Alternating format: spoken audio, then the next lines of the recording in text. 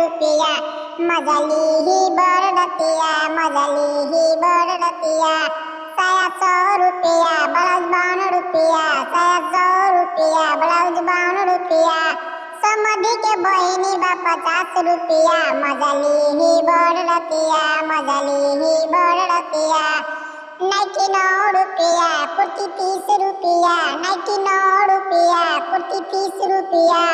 मसूर के बहिनी बा 50 रुपया